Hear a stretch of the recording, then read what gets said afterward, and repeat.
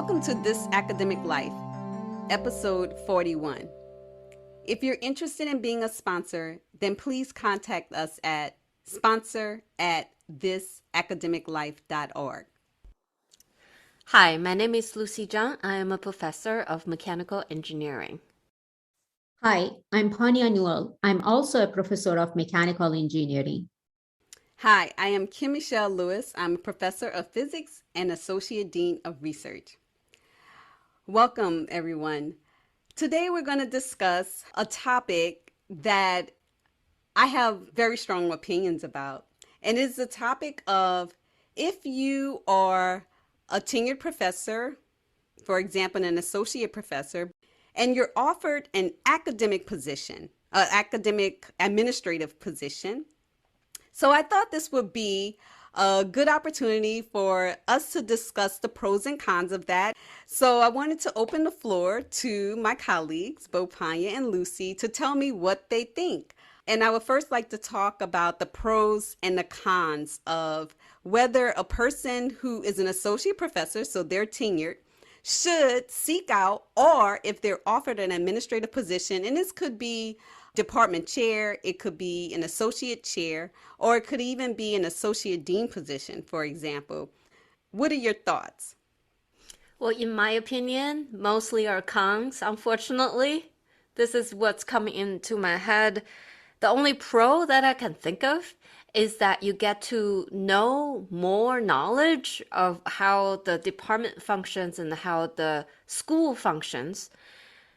But other than that, besides the extra knowledge, it's really just pure service, in my opinion. So in my mind, it's mostly cons. I would never do it myself. The reason being, it would take you to a completely different path. Once you're committed to an administrative position, no matter whether it's a part-time, full-time, in terms of whether you get a teaching release or not, you're committed to a separate path. And I think it's very distracting unless you're determined that this is it, that your research is coming to an end and you're no longer pursuing in the research and full professorship. So in my opinion, it's a total distraction. I would never do it. So that's the cons that I can think about, which is major. I don't know. I kind of think that it depends on the person and their, I guess, the skills. Just being, in my opinion, becoming a fool doesn't necessarily make you a good fit to go to that route. And there are some people that they have done enough service during their assistant and associate level, and they might be ready. And also, I don't know that it's an end to doing research, because people, they can be successful taking on more service load, as Lucy mentioned, because it's like, yeah, it's a service at a whole different level, but to still be successful in doing research. I remember once there was a dean of a college of engineering came to our school and gave a distinguished seminar series, and he is still publishing in Nature and Science, being a dean. But I mean, there are exceptions, right? So that's not a common thing that all the deans, they are still publishing in Nature and Science and they are heavily active in research. But it's a difficult question. I think that it depends on the person, and if they really think they can make an impact, or they just want to test it and see if they like it or not. I don't think that necessarily being a fool, it should be a requirement for it.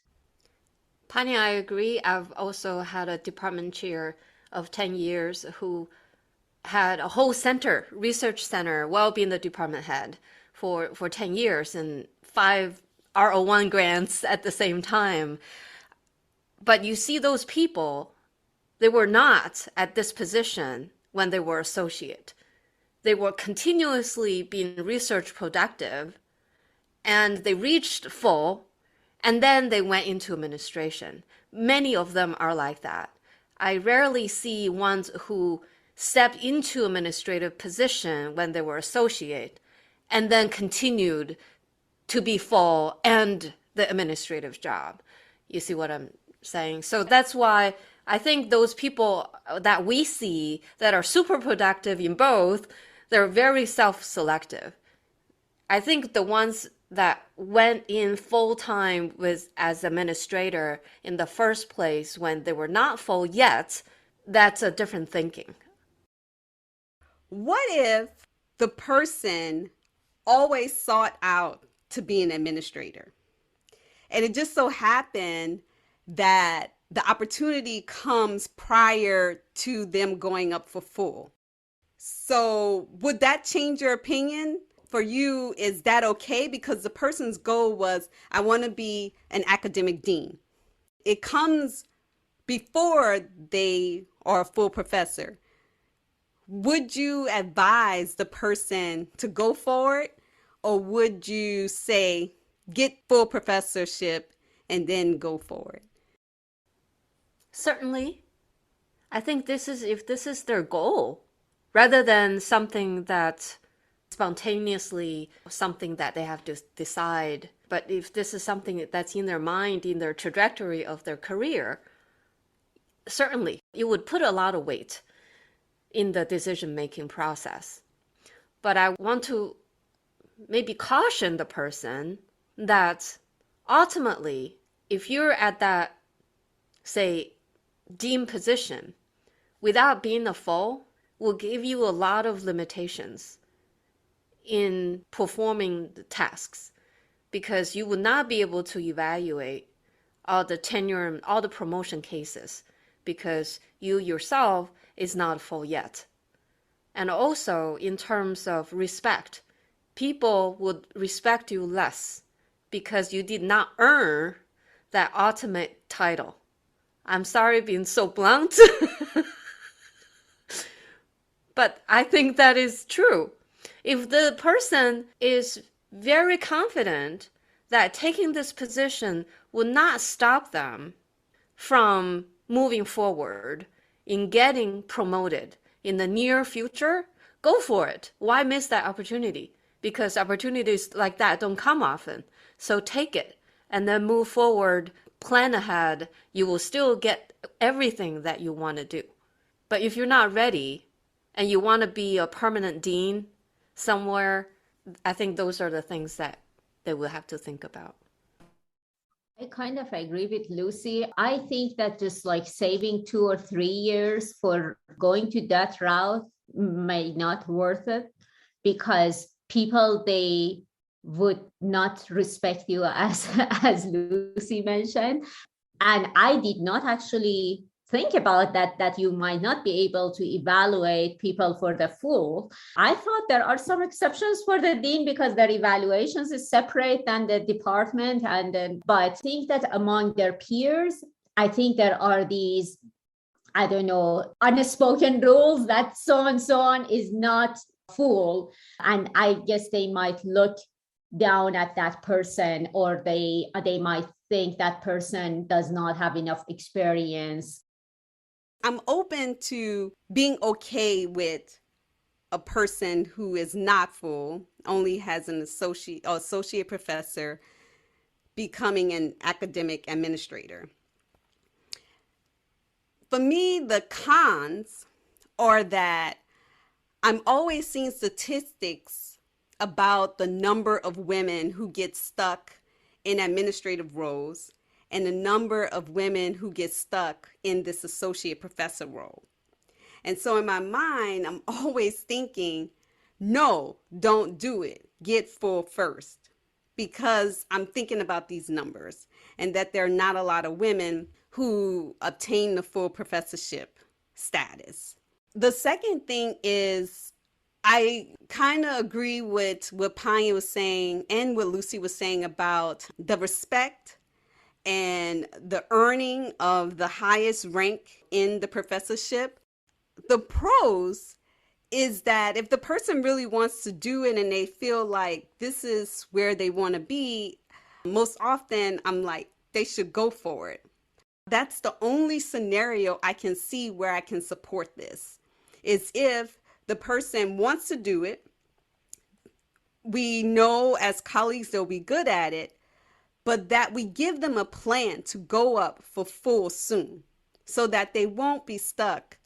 And I hate to use the word stuck, but they won't sit in that associate professor position for a long time. Yeah, I mean that's very consistent with what I was thinking. I would hate to see someone get stuck, or at least feeling stuck. If they have a goal of achieving both at some point, they should do it. They should plan on doing that. If the person has a goal of ever getting a full professorship, they really need to think about this decision very carefully. If they don't really care, or the administrative is way more attractive, then that's their decision. That's their decision. They want to go that path. So it's no longer stuck per se, because that's what they wanted. They will not feel stuck. So I think having a full professorship certainly provides versatile options in the long-term future. You have a lot of options. You can choose to do administrative or not. You will never feel that you're stuck at a particular position because you've already gotten a certain place. You will never feel regrets in giving up your time in putting in the administrative role. I kind of think that going up for full is not happening overnight. You need to plan it for a couple of years, and you need to be determined, and you need to put a lot of effort. And yes, meanwhile, you can take leadership classes or whatever that prepares you to go to that route too. But people that they are trying to go early on for full, they should be careful not to do it just for the sake of like becoming a dean, because that might hurt their career more. They might convince their university to put them and send their applications, but then external reviewers, they see that person is not ready, and that might be the end, and it might hurt your chances for the other position too, because people, they will be like, well, you were not successful going up for full.